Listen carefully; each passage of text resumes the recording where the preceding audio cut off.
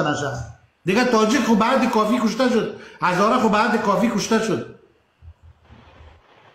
خب حقیقت قبول کسی هستی کامره تا باز نکنی پایان مندازم.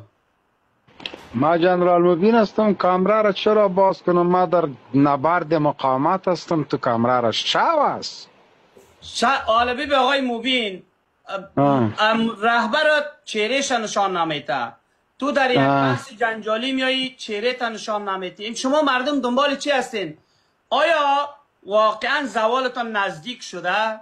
هم اگه احساس پرده پوشی را ترجیح میتین که پرده پوش باید باشین؟ والا نه خوش چیست تک شو است، تک ناوقت است. در کوههای بالای هندوکش چراغ نیست، برق نیست. خیماشی رقم دیگه خلاص کنم. جنرال صاحب یک لحظه فروتن صاحب. جنرال صاحب اول خود سلام.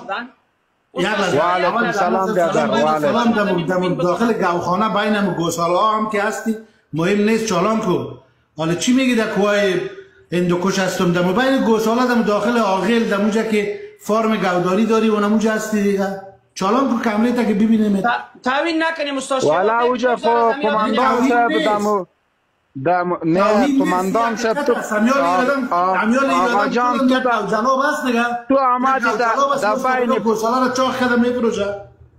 یه گپ دروغ نیست. و بیادر یالی تو میایی در بین فارم گوی تکدی یالی تو نکن. آقای مبین ها صوبکی چی خورده بودی جناب؟ یالی تو آمدی در بین گوا گوی تکدی. خب میگم صوبکی چی خورده بودی که از دانت گو باد میشه حاله؟ دو دشنام یالی خود کلیت سایکو بچیش. ما از کوهای هندوکش پلانه جای انلاین هستم. یک بوجی پیش بلند در پشتم گوخانه آنلاین هستی. حال شاید صدای مشکل نیست. گوساله هم بیاید. یالی در سرای هندوکش چی نیست گوخانه خوجام است. جنرال مبین یگان تو وار خرام من نگاه کردم به خاطر که باربری کنه. تو وار یگان خرام نگاه کردم. یک پیام مارشال اسید به قوای مرکز ما تارتای کل تمایده کرد. کل اگید مشخانه والا بچه شه موبایل ما دوزی کده و آرامی را موبایل ما دوزی کده. موبایل تا حتما از این منطقه ترخیل و ادخیل کده و موقعان دوزی کده. نه اشاره نو است. همی ادخیلیا دوزی کده. موبایل دوزی کار ادخیلیا بود. پروانسی موبایل ما دوزی کده. او یک روز در مسجد نماز میخواندم که بار آمدم اسیب چپلقای ما دوزی کده بود. نه اون کار ادخیلیا بود. فروتن از تو یک پرسان میکنم امیر اخبار. در نظام جمهوریت در افغانستان گاهی بودی؟ نه ما تو یک پرسان میکنم فروتن. بله وقتی نیروهای امنیتی میامد سیم کارت دانی مشخص داشته که تو هم سیم کارت تا پت کرده باشی. جنرال خوشحال سادات این گپ را مطرح کردن. والا ما صاحب در مخابره گپ میزدیم، موبایل استعمال نمیکردیم.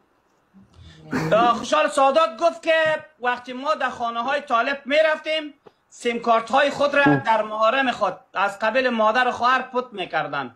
فروتن توهین بچیش تیر شو به انسانیت با ادب خیر صحبت توهین نکنین دیگه. ما فروتن با تو میگم این کاری حالی به پنچیر روان است. ده خیر ده جنرال صاحب یاد دکه فروتن ما تو را میگم امیر اخباری تو با خدا کدام رهبری تا که میگی به افغانستان که خدمت کردم مثل از جنرال صاحباری راست بگه نه گردنت بسته.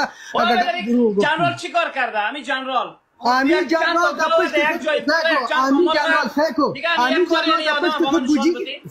امیر جنرال در پشت خود بوجی بار کده پامی دیدم در پشت خود اونم بشکه زرد بالا میکنه میگه ما بخانه شما بخانه پشت پرانده مال مردم روغن میدیم دوام تنه میکنه. بله